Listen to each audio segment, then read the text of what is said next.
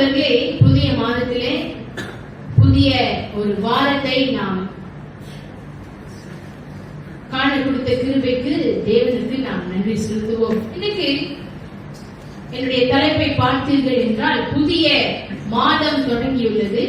கிறிஸ்துவின் வருகையை எதிர்கொள்ள நாம் தயாரா? A new month, but are we ready for Christ's return?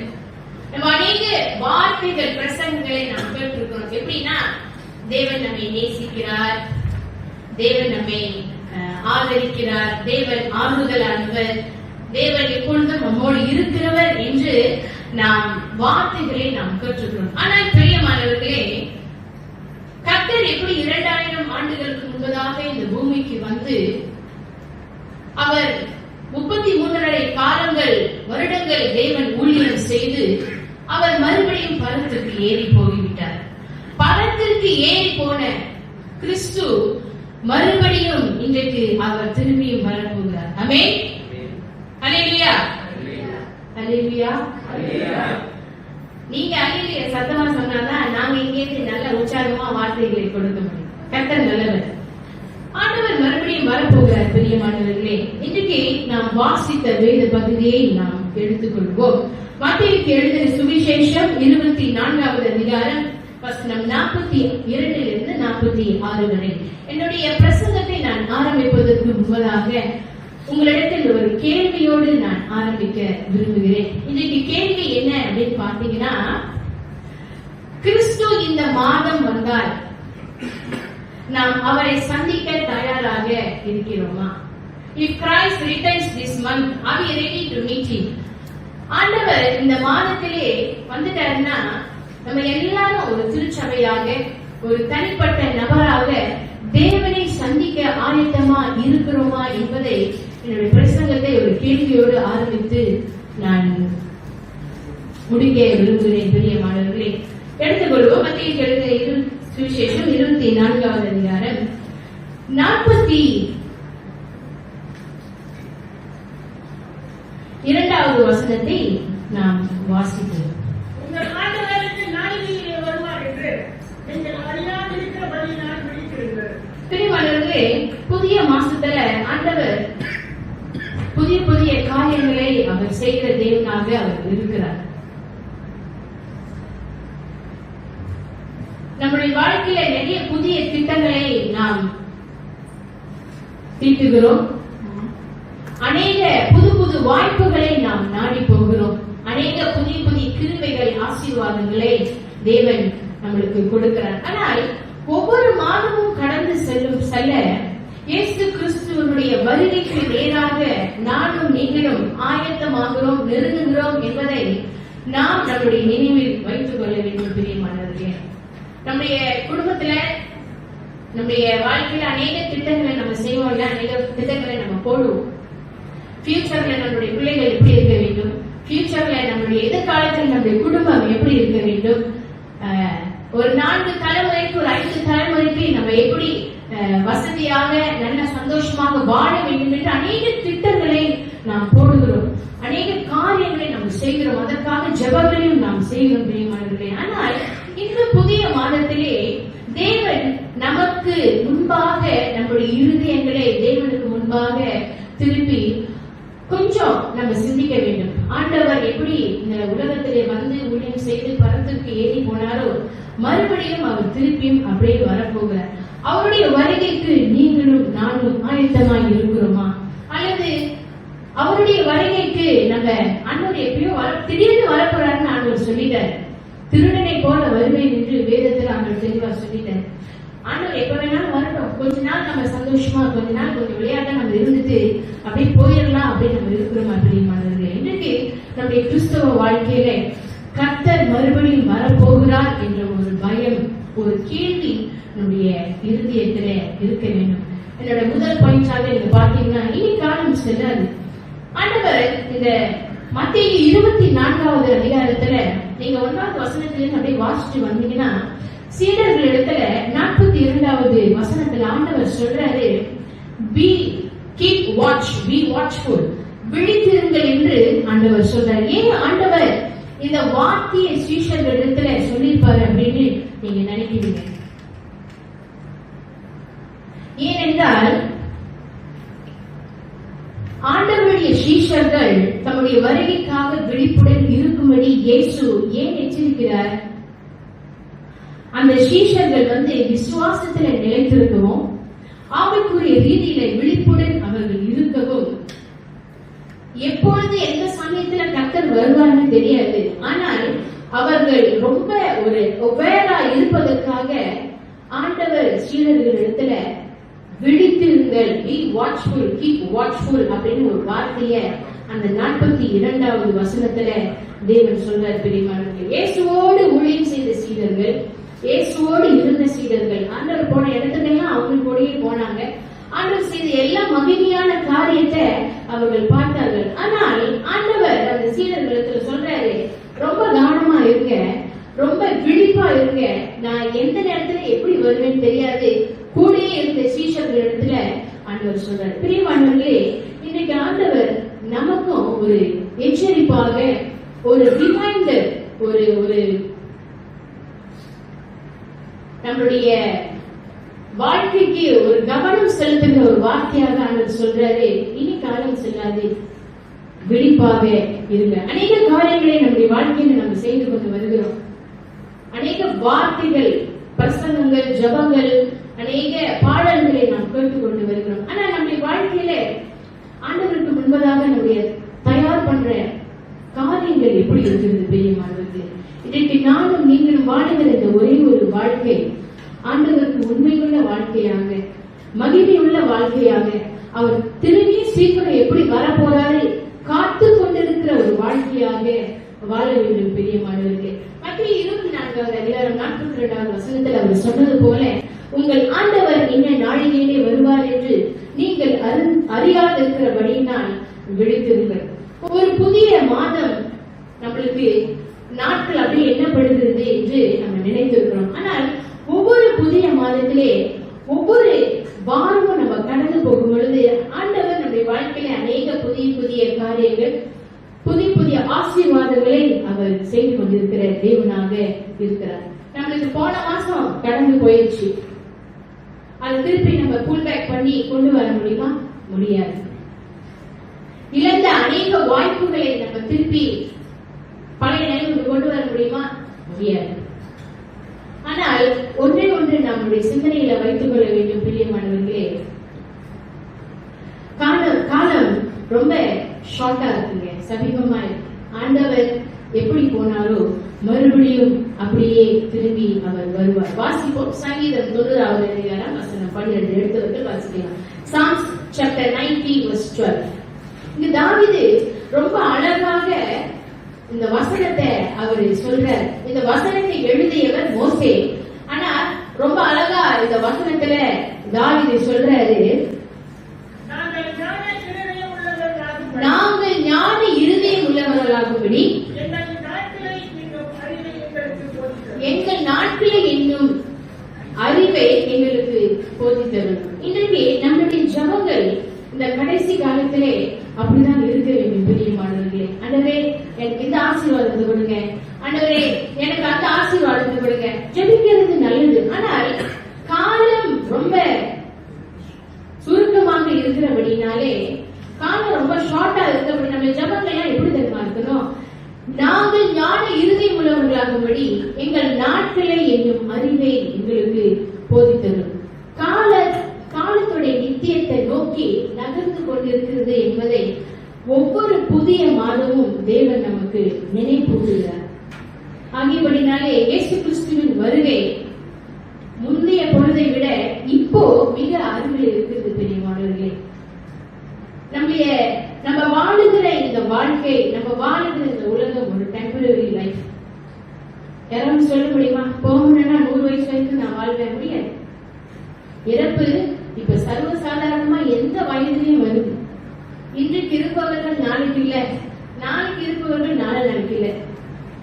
நம்மளை சுற்றி அநேக அடையாளங்கள் நடந்து கொண்டிருக்கிறது. பிரியமானவர்களே, நம்ம சற்று கண்களை திறந்து அந்த விழிப்புள்ள ஒரு கண்களாக, விழிப்புள்ள சீடர்களாக, எப்படி ஆண்டவர் இந்த 42வது வசனத்துல சீடர்களை பார்த்து சொல்றாரு, விழிப்புள்ளவர்களா இருக்க, நான் எப்படி போவேனோ அப்படி திரும்பி வருவேன், ஆனா ஜாக்கிரதை உள்ளவர்களா விழிப்புணர்வுகளா இருங்க அப்படின்னு இங்க சொல்றாரு. அதுபோல பிரியமானவர்களே, இங்க தாவீது இந்த 90வது சங்கீதத்துல 12வது வசனத்துல நாங்கள் ஞான இருதயம் உள்ளவர்களாகும்படி எங்கள் நாட்களை என்னும் அறிவை எங்களுக்கு போதித்தவர்களும் என்று சொன்னது போல இன்றைக்கு நானும் நீங்களும் தேவனுடைய சமூகத்திலே அப்படிப்பட்ட ஜெபிக்கிற ஒரு சீடர்களாய் பணிவிடைக்காரர்களாய் இருக்க வேண்டும் என்று தேவன் விரும்புகிறார். நமக்கு சொன்னது போல காலம் ரொம்ப சுருக்கமா இருக்கு. ஆகியபடினாலே கர்த்தர் எப்படி வருவார்னு நம்மளுக்கு தெரியாது. ஒவ்வொரு நாளும் நம்மளுடைய ஆவிக்குரிய வாழ்க்கைய செக் பண்ணி பார்க்கணும், பரிசோதித்து பார்க்க வேண்டும். ஒவ்வொரு நாளும் ஆண்டவருக்கு முன்பதாக மகிமையுள்ள வாழ்க்கையை நான் வாழ்றேனா, ஆண்டவருக்கு பிரியமுள்ள வாழ்க்கையை நான் வாழ்றேனா, அல்லது ஆண்டவரை துக்கப்படுத்துகிற காரியத்தை நான் செய்கிறேனா, ஆண்டவருக்கு பிரியமில்லாத காரியத்தில் நான் ஈடுபடுறேனா என்பதை நாம் பரிசோதித்து ஆராய்ந்து பார்க்கக்கூடிய சீடர்களாய் இருக்க வேண்டும் பிரியமானவர்களே.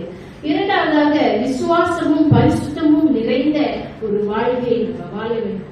இந்த கிறிஸ்துவ ஜீவியத்திலே, இந்த ஆவிக்குரிய வாழ்க்கையிலே இது ரெண்டு ரொம்ப முக்கியங்க. விசுவாசம், பரிசுத்தம் நிறைந்த ஒரு வாழ்க்கை. ஆண்டவர் வாழும் பொழுது இந்த உலகத்துல நம்ம வேதத்துல வாசிக்கிறோம் இல்லையா, அவர் மிகவும் பரிசுத்தம் உள்ள தேவனாய், அவர் faithful, he is a faithful God, அவர் விசுவாசம் உள்ள தேவனாய் வாழ்ந்து ஊழியம் செய்தார் என்று வேதம் சொல்கிறது. பிரியமானவர்களே, மத்திய 24வது அதிகாரம் 44வது வசனத்தை வாசிப்போம். நீங்கள் இனியான நாளிலே மனுஷகுமாரன் வருவார், அதனால் நீங்கள் ஆயத்தமாய் இருங்கள். முதலாவது பார்த்தோம் விழித்திருங்கள் அப்படின்னு சீடர்கள்ட்ட சொல்றாரு. இரண்டாவது ஆண்டவர் என்ன சொல்றாரு? ஆயத்தமாய் என்ன செய்யணுமா? ஆயத்தமாய் இருங்கள் என்று இங்க சீடர்களை பார்த்து ஆண்டவர் சொல்றாரு. இயேசு தம்முடைய சீடர்களை அங்க பயமுறுத்தி அவர்களை ஒரு ஆயத்தமாய் இருங்கள் அப்படின்னு ஒரு காரியத்தை, ஒரு வார்த்தையை அவர்கள்ட்ட சொல்லல ஆண்டவர். ஆண்டவர் ஏன் ஆயத்தமாய் இருங்கள் அப்படின்னு சொன்னாருன்னா, நான் போயிட்டேன், திரும்பி வருவேன், அதுக்குதான் ஆண்டவர் சொன்னாரு ஆயத்தமாய் இருங்கள். பிரியமானவர்களே, நம்ம வாழுகிற இந்த ஒரே ஒரு வாழ்க்கை கரைப்படாத ஒரு வாழ்க்கையாக, பரிசுத்தம் நிறைந்த ஒரு வாழ்க்கையாக, கர்த்தரை விசுவாசிக்கிற ஒரு வாழ்க்கையாக நீங்களும் நானும் வாழ வேண்டும். அந்த மாதிரி ஒரு வாழ்க்கையை தான் ஆண்டவர் இன்றைக்கு நம்ம கிட்ட எதிர்பார்க்கிறார். ஆண்டவர் அநேக ஆசீர்வாதங்களை நம்மளுக்கு கொடுத்திருக்கிறார், அநேக காரியங்களை ஆண்டவர் நம்மளுக்கு செய்திருக்கிறாருங்க. ஆண்டவர் நம்ம கிட்ட கேட்கிறது என்ன தெரியுமா? நம்மளுடைய இருதயத்தை மாத்தம் தான் ஆண்டவர் கேட்கிறார்.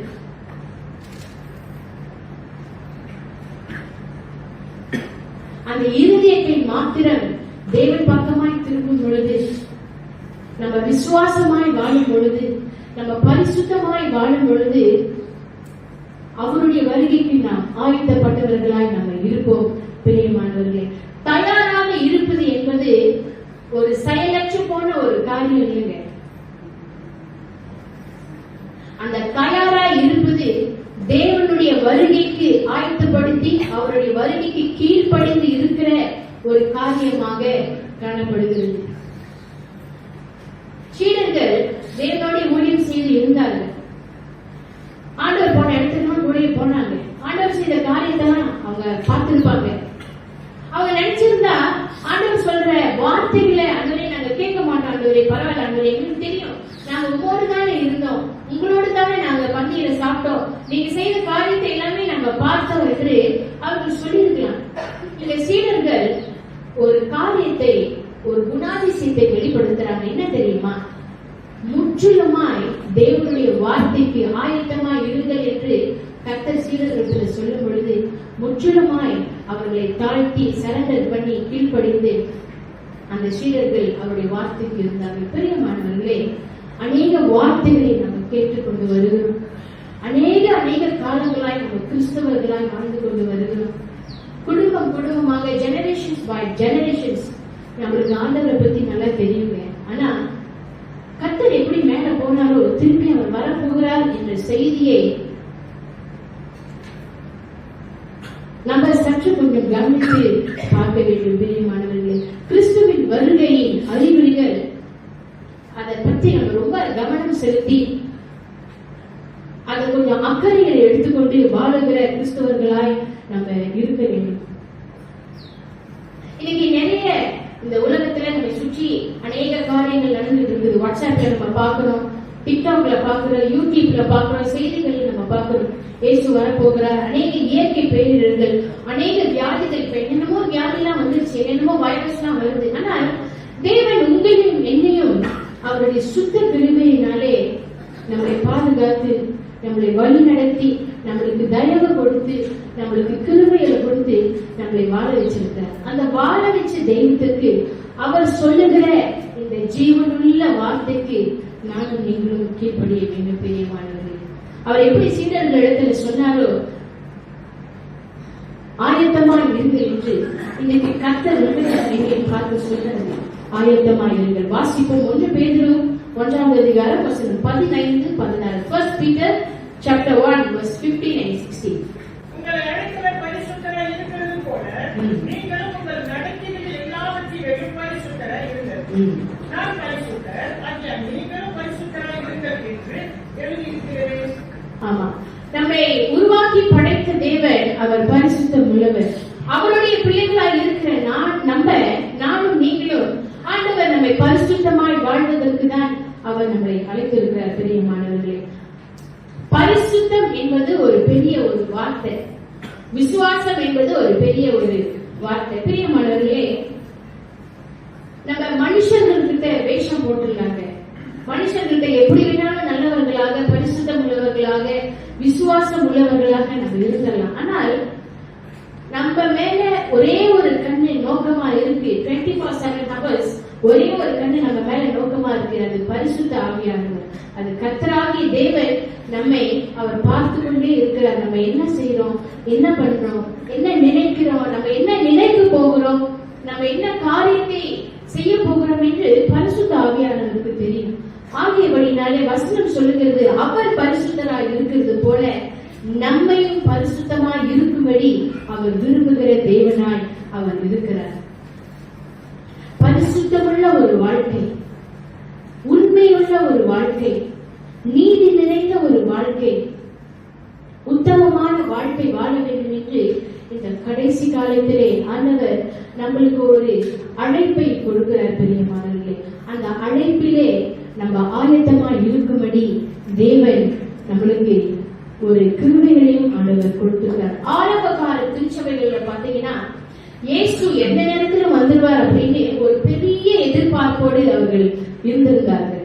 அநேக வேதாகம வல்லுநர்கள் சொல்றாங்க, ஆரம்ப காலத்துல early church fathers, ஆரம்ப முற்பிதாக்கள், திருச்சபையின் முற்பிதாக்கள், அவங்களுடைய காலத்துல பாத்தீங்கன்னா அவங்க ரொம்ப இயேசு திருப்பி வரப்போறாரு, அவருடைய காரியங்கள் ரொம்ப சமீபமா இருக்கிறது, அவர் அற்புதங்களையும் அடையாளங்களையும் செய்கிற தேவன் என்று ரொம்ப விசுவாச வைராக்கியம் உள்ளவர்களாய் அவர்கள் இருந்தார்கள் என்று அநேக வேத வல்லுநர்கள் சொல்றாங்க. அதே போல இன்றைக்கு நம்மளுடைய தனிப்பட்ட வாழ்க்கையில நம்ம ஒரு திருச்சபையில இருக்கிற தலைவர்கள், ஒரே திருச்சபையில் இருக்கிற எல்லா குடும்பங்கள், ஊழியக்காரர்கள், அந்த விசுவாசம் நம்மளுக்கு இருக்க வேண்டும். அவர் திருப்பியும் வரப்போகிறார். திருப்பியும் ராஜாதி ராஜனாய், நியாயம் விசாரிக்கிற கர்த்தராய், நியாயம் செய்கிற கர்த்தராய் அவர் மறுபடியும் வரப்போகிறார் என்று நாம் அந்த ஒரு எதிர்பார்ப்போடு நம்ம காத்திருக்க வேண்டும். அப்படி காத்திருக்கும் பொழுது ஆண்டவர் அநேக அவருடைய வருகையில அநேக நம்ம எல்லாருமே எடுத்துக்கொள்ளப்படுவோம். பிரியமானவர்களே, அந்த ஆயத்தை நம்ம கிட்ட இல்லைன்னா நம்ம எடுத்துக்கொள்ளப்பட முடியாது. அதுதான் உண்மை. நான் ஒரு கொஞ்ச நாட்களுக்கு முன்பதாக ஒரு வீடியோ கிளிப் பார்த்தேன். அந்த வீடியோ கிளிப்ல இந்த மாதிரி சர்ச்சஸ்ல அநேக பேர்கள் உட்கார்ந்து இருக்கிறாங்க. எத்தனை பேரை பார்த்திருக்கீங்கன்னு எனக்கு தெரியல. வர்ஷிப் நடந்துட்டு இருக்கு. திடீர்னு அப்படியே ஒரு வெளிச்சம் நடு சர்ச்ல வந்து உழுவுது. டக்குன்னு எல்லாரும் அப்படியே எடுத்துக்கொள்ளப்பட்டார்கள். சில பேருடைய உடைகள் அப்படியே இருக்குது கீழே, ஆனா ஆட்கள் இல்லை. நிறைய பேர் எடுத்துக்கொள்ளப்பட்டார்கள். ஆனா சில பேர், அநேக ஒரு 20-30 பேர் இன்னும் சர்ச்சுகளுக்கு இருக்கிறாங்க. எவ்வளவு பரிதாபமான ஒரு நிலை தெரியுங்களா? ஏன் இந்த சூழ்நிலைன்னா, ஆண்டவருடைய வருகைக்கு அவர் சொல்லிக்கிட்டே இருக்காரு, ஆயத்தமா இருங்கள், ஆயத்தமா இருங்கள். அநேக அறிகுறிகள்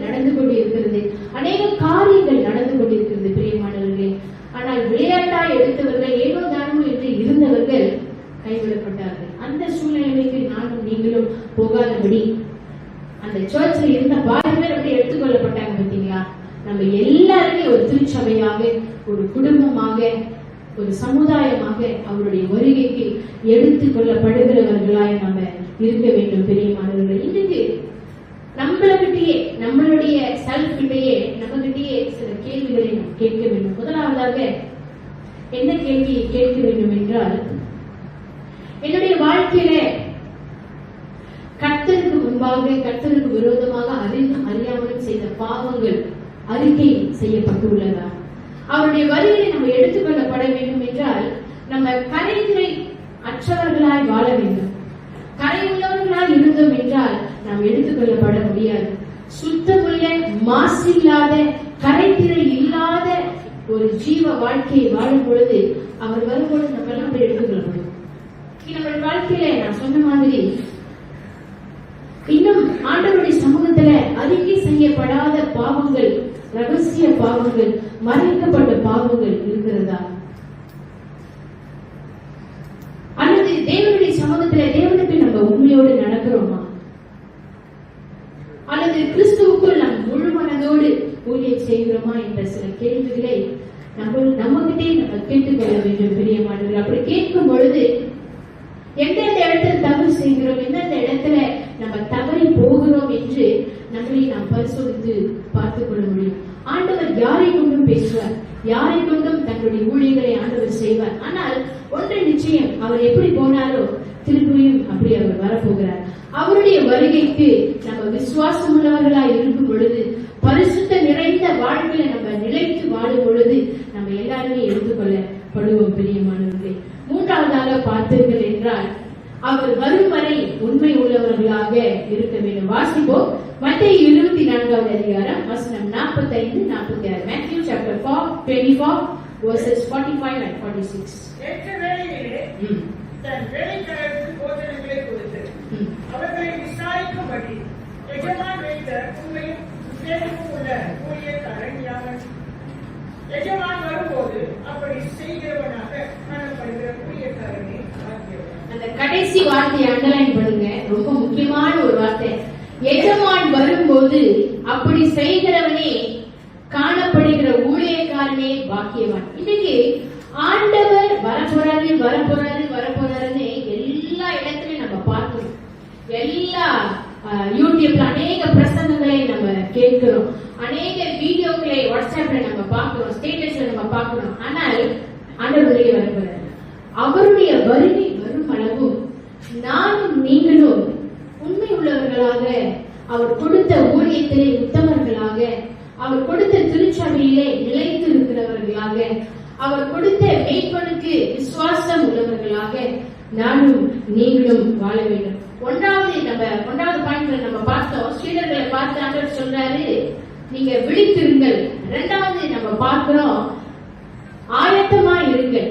மூன்றாவது இங்க ஆண்டவர் சொல்றாரு கீழ்ப்படிதல் உள்ளவர்களாய், உண்மை உள்ளவர்களாய் இருங்கள் என்று ஆண்டவர் தெளிவாக சீடர்களிடத்துல அவர் சொல்றார். இயேசு சீடர்களிடத்துல இந்த மாதிரி உண்மை உள்ளவர்களால் இருங்கள் அவர் சும்மா சொல்லல, ஒரு விரும்பினே ஒரு வார்த்தையை அவர் சொல்லவில்லை. பிரியமானவர்களே, அவர் மீண்டும் வரும் வரை உண்மையுடன் ஊழியக்காரனாக இருக்கும்படி, உண்மையுள்ள சீடர்களா இருக்கும்படி ஆண்டவர் தம்முடைய சீடர்களிடத்துல அவர் சொல்றார்.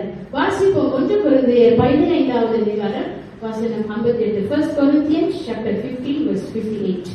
ஆகையால் எனக்கு பிரியமான சகோதரரே, கர்த்தருக்குள் நீங்கள் படுகிற பரியாசம் விருந்தாவாய் இரார் என்று அறிந்து நீங்கள் உறுதிப்பட்டவர்களாயும் அசையாதவர்களாயும் கர்த்தருடைய கிரியையிலே எப்பொழுதும் பெருகிறவர்களாயும் இருப்பீர்களாக. ஆமென். இங்க 3 காரியத்தை பவுல் இங்க அந்த வசனத்துல குறிப்பிடுகிறார். இந்த வசனத்தை பார்த்தீங்கன்னா ஒரு முடிவுக்கு பவுல் வரும் பொழுது இந்த காரியத்தை அவர் போதிக்கிறார். என்ன சொல்றாரு? ஆகையால் எனக்கு பிரியமான சகோதரரே, கர்த்தருக்குள் நீங்கள் படுகிற பிரியாசம் விருதாவாய் இராது என்று அறிந்து, ஒன்றாவது சொல்றாரு நீங்கள் உறுதிப்பட்டவர்களாயும், இரண்டாவது என்ன சொல்றாரு அசையாதவர்களாயும், மூன்றாவது சொல்றாரு கர்த்தருடைய கிரியையிலே எப்பொழுதும் பெருகுகிற உள்ளவர்களாயும் இருங்கள். பிரியமானவர்களே, கர்த்தர் வரும் வரை நம்ம உறுதியுள்ள ஒரு வாழ்க்கையை நம்ம வாழ வேண்டும். உறுதியுள்ள வாழ்க்கைனா எப்படி? ஆண்டவர் இந்த ஜீவ புஸ்தகத்தை நம்மளுக்கு கொடுத்திருக்கிறார். இந்த வசனங்கள் யாவும் உயிருள்ள வார்த்தைகள் தெரியுமா? இந்த வசனங்களுக்கு உலகத்திலே இல்லாத ஒரு பவர், உலகத்திலே இல்லாத ஒரு மகிமை, உலகத்திலே யாராலும் செய்ய முடியாத காரியம் ஆண்டவர் வெளியேற பெற்ற இந்த வேதாகமத்தை நம்மளுக்கு கொடுத்திருக்கார். இந்த வசனத்தை நம்மளுக்கு கொடுத்திருக்கார். இந்த வசனத்துல உறுதி பெற்றவர்களாய் இருக்க வேண்டும். அதற்கு பிற்பாடு சொல்றாரு, அசையாதவர்களாய், தேவனுடைய சமூகத்திலே அசைக்கப்பட முடியாத சீடர்களாய், தேவனுடைய வார்த்தையிலே அசைக்கப்பட முடியாத சீடர்களாய் நம்ம வாழ வேண்டும்.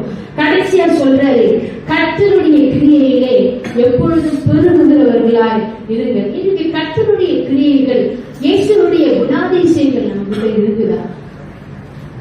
அது ஒரு கேள்விக்குறியாக காணப்படுகிறது. பிரியமானவர்களே, இந்த உலகத்துல நானும் நீங்களும் எல்லாரும் பாவிகள் தான். ஊழியம் செய்கிறவர்கள் பரிசுத்தம் உள்ளவர்கள் என்று சொல்ல முடியாது. எல்லாத்துக்கும் எல்லா நிலையிலும் ஒரு பலவீனங்கள் இருக்குது. அந்த பலவீனங்கள் மத்தியில தேவனுடைய சமூகத்துல நம்ம எப்படி போறோம்? அந்த பலவீனத்தோடு நம்ம வாழ்ந்து கொண்டு இருக்கிறோமா? இல்ல அந்த பலவீனத்தோடு ஆண்டவரே, எனக்கு இந்த மாதிரி ஒரு பலவீனங்கள் இருக்குது, அந்த பலவீனத்துல உங்களுடைய பலன் எனக்கு வேணும், நீங்க என்னுடைய பலவீனத்துல பரிபூர்ணமா இருங்க என்று இயேசுடைய குணாதிசயங்களை நம்ம பிரதிபலிக்கிறோமா என்று ரொம்ப ஒரு மிக தெளிவாக முக்கியமான ஒரு கேள்வியாக இருக்கிறது. பிரியமானவர்களே, அவர் வரும் வரை உண்மை உள்ளவர்களாய் இருக்கும்படி ஆண்டவர் நம்மளுடைய சீடர்கிட்ட சொல்றாரு. அதே வார்த்தையை ஆண்டவர் என்று நம்ம கிட்ட பேசுறார். நான் வரும் வரை உண்மை உள்ளவர்களாய் இருங்கள் என்று வேதம் சொல்லுகிறது. பிரியமானவர்களே, ஆண்டவர் இந்த பூமியிலே வாழும் வரை அவர் ஊழியம் செய்தது எல்லாமே அவருடைய அன்பினாலே அவர் ஊழியர்களை கட்டினார். ஆமாதானே?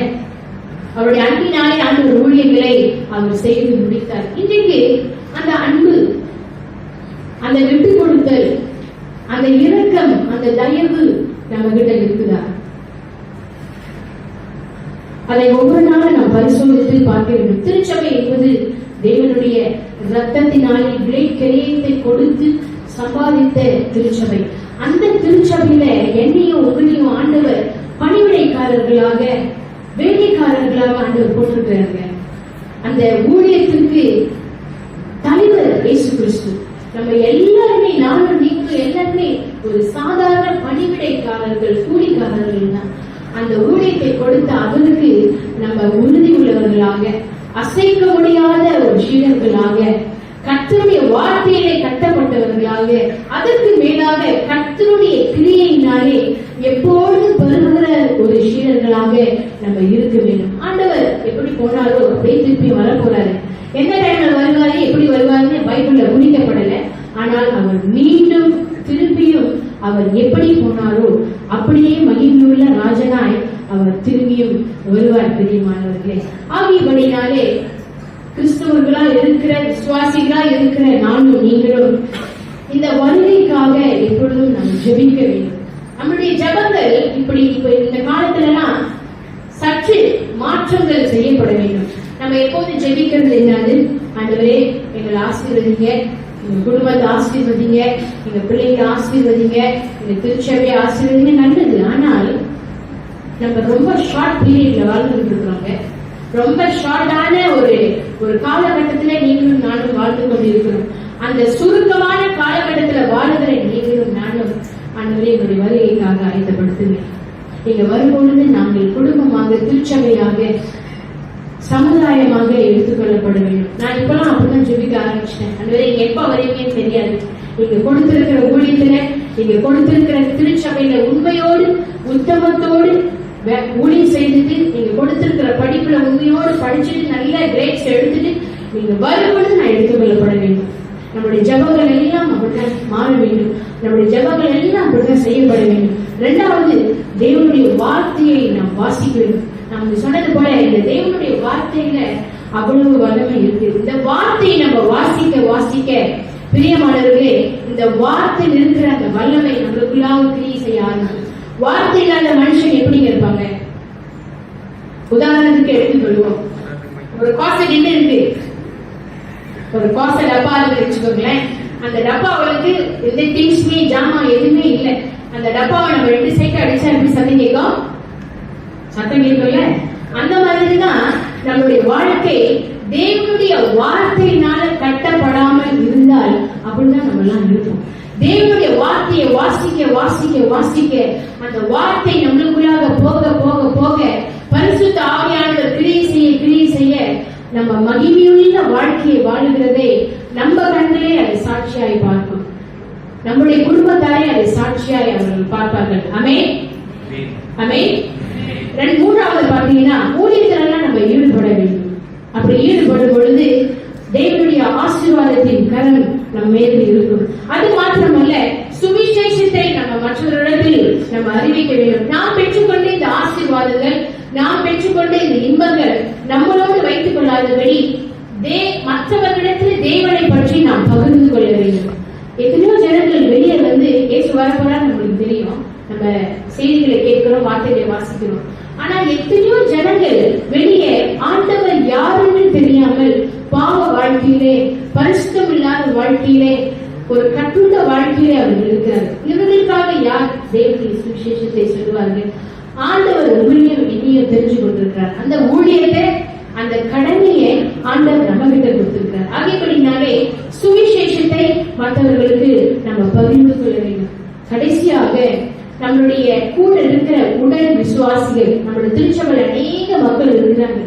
அவர்கள் ஒரு சிலர் விழுவும் போது, அவர்கள் சோர்வுபடும் பொழுது அவர்களுக்கு நாம் என்கரேஜ்மெண்ட் வார்த்தைகளை சொல்லி அவங்களுக்கு நம்ம சப்போர்ட்டிவா இருந்து தேவனுடைய அன்பையும் உண்மை உள்ளவர்களாக விசுவாசம் உள்ளவர்களாக இருக்க வேண்டும் என்று, தேவனுடைய வார்த்தையிலே நிலைத்திருக்க வேண்டும் என்று நம்ம அவர்களுக்கு உந்துகோலா இருக்க வேண்டும். பிரியமானவர்கள், அப்படி செய்யும் பொழுது உண்மையுள்ள ஊழியக்காரன் என்பவன் கிறிஸ்துவின் வருகையில் முன்னறிவிப்பவன் அல்ல, மாறாக அவருடைய வருகைக்கு அவர் வரும் வரை கீழ்ப்படுதலுடன் இருக்கிறவர்களே உண்மையுள்ள ஊழியக்காரன் என்று வேதம் சொல்லுகிறது. பிரியமானவர்களே, நம்ம 3 காரியத்தை நம்ம பார்த்தோம். முதலாவதாக இனி காலம் செல்லாது, இரண்டாவதாக விசுவாசமும் பரிசுத்தமும் நிறைந்த வாழ்க்கையை வாழ வேண்டும் என்று, கடைசியாக அவர் வரும் அளவும் நாம் உண்மையுள்ள வாழ்க்கை வாழ வேண்டும் என்று.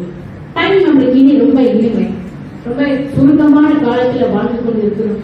ஆகியபடினாலே பயபக்தி உள்ள ஒரு வாழ்க்கை, உண்மை நிறைந்த ஒரு வாழ்க்கை, கர்த்தருடைய சமூகத்துல மோசேயை பார்த்து ஆண்டவர் சொல்றாரு, என் வீட்டில் மிகவும் உண்மையுள்ள, என் வீட்டில் எங்கும் உண்மையுள்ள ஒரு ஊழியக்காரன் என்று சொல்றாரு. இன்னைக்கு ஆண்டவருடைய சமூகத்துல நானும் நீங்கள் நிற்கும் பொழுது ஆண்டவர் நம்மளை பார்த்து அப்படி சொல்லணும், உண்மையுள்ள ஊழியக்காரன், உண்மையுள்ள விசுவாசி.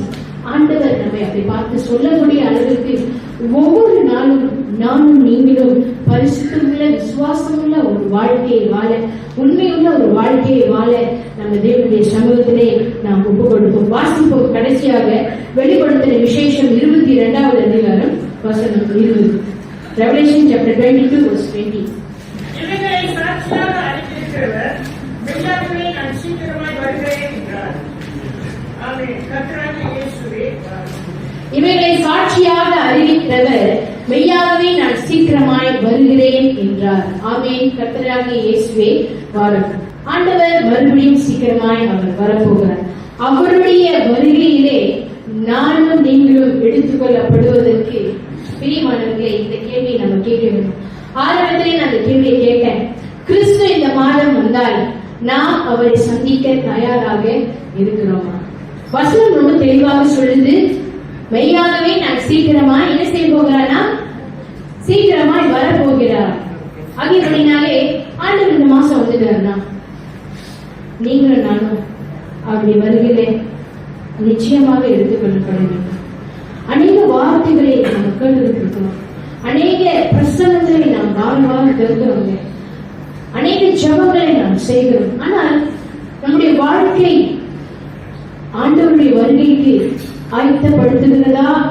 அவருக்கு உண்மையுள்ள, சாட்சியுள்ள, பரிசுத்தமுள்ள, விசுவாசமுள்ள, நேர்மை நிறைந்த வாழ்க்கையை வாழுகிறோமா என்று நானும் நீங்களும் பரிசோதித்து ஆராய்ந்து பார்க்கிற ஒரு சீடர்களாய் வாழ வேண்டும். இனி காலம் செல்லாது, அவர் வருகை மிக சீக்கிரமா இருக்கிறபடினாலே ஒவ்வொரு நாளும் எப்படி சூரியன் உதிர்ச்சி அஸ்தமிக்கிறதோ, ஒவ்வொரு வாரமும் எப்படி கடந்து போகிறதோ, ஒவ்வொரு மாதமும் எப்படி நம்மளுக்கு கடந்து செல்லுகிறதோ, அதுபோல ஆண்டவர் வரப்போகிறார் என்ற நாட்கள் மிகவும் நெருக்கமாக நெருங்கியுள்ளது. பிரியமானவர்களே, இந்த மாதம் ஒருவேளை ஒரு சாதாரண மாதமாக நம்மளுக்கு இருக்கலாம். இந்த மாதம் ஒருவேளை பெரிய பெரிய ஆசீர்வாதங்கள் கொண்டு வரலாம் அல்லது கொண்டு வராமல் இருக்கலாம். இந்த மாதம் ஒரு சோதனை மாதமாக நம்மளுக்கு இருக்கலாம், கண்ணீரின் மாதமாக இருக்கலாம். ஆனால் ஒன்று நிச்சயம், அவர் மறுபடியும் சீக்கிரமாய் ராஜாதி ராஜனாய் நம்மை ஞானம் விசாரிக்கிறவராய் இந்த பூமியை ஆளுகிற கிறிஸ்துவாய் அவர் வரப்போகிறார். அவருடைய வருகையை நாம் எடுத்துக்கொள்ளப்படக்கூடிய அளவிலே வாழுகிற சீடர்களாக நம்ம வாழ வேண்டும். பிரியமானவர்களே, ஆண்டவர் பல ஆசீர்வாதங்களை நமக்கு கொடுத்திருக்கிறார். பல என்ன முடியாத காரியத்தை அற்புதமாய் நம்மளுக்கு செய்திருக்கிறார். அந்த அற்புதத்தை செய்த தேவனுக்கு, அந்த விசுவாசம் நிறைந்த தேவனுக்கு, நம்மை உருவாக்கி நம்மை ஆட்கொண்டு வழிநடத்தி வந்த தேவனுக்கு உண்மை உள்ளவர்களாக, உத்தமம் உள்ளவர்களாக, விசுவாசம் உள்ளவர்களாக, நேர்மை உள்ளவர்களாக வாழுகிற வாழ்க்கையை அவர் எதிர்பார்க்கிறார். நம்ம என்ன செய்யறோம், என்ன பண்றோம், எல்லாமே நம்மளை யாரையாலும் பார்க்காம இருக்கிறாங்க. ஆனால் நம்மை படைத்த ஒருத்தர் அவர் பார்த்து கொண்டே இருக்கிறார். சங்கீதம் 121 அப்படிதான் சொல்லுது, என்னை காக்கிறவர் உறங்குவதும் இல்லை தூங்குவதும் இல்லை. நீ எப்பொழுதுமே ஆண்டவர் நம்மளை பார்த்து கொண்டிருக்கிற தேவனாக அவர் இருக்கிறார். ஆகியபடினாலே டிஎன்சி பென்தோம் திருச்சபையில் இருக்கிற ஒவ்வொரு ஜனங்கள் அவருடைய வருகைக்கு நாம் ஆயத்தப்படுகிற ஜனங்களாக, அவருடைய வருகையை நம்ம எல்லாரும் எடுத்துக்கொள்ளப்படுகிற ஜனங்களாக நம்ம இருக்க வேண்டும். புதிய மாதத்திலே அந்த ஒரு புதிய ஆசீர்வாதங்களை அவர் செய்வார். வாருங்கள், எழுந்து நின்று ஒரு ஒப்பு கொடுத்தலோடு நாம் கடந்து செல்வோம்.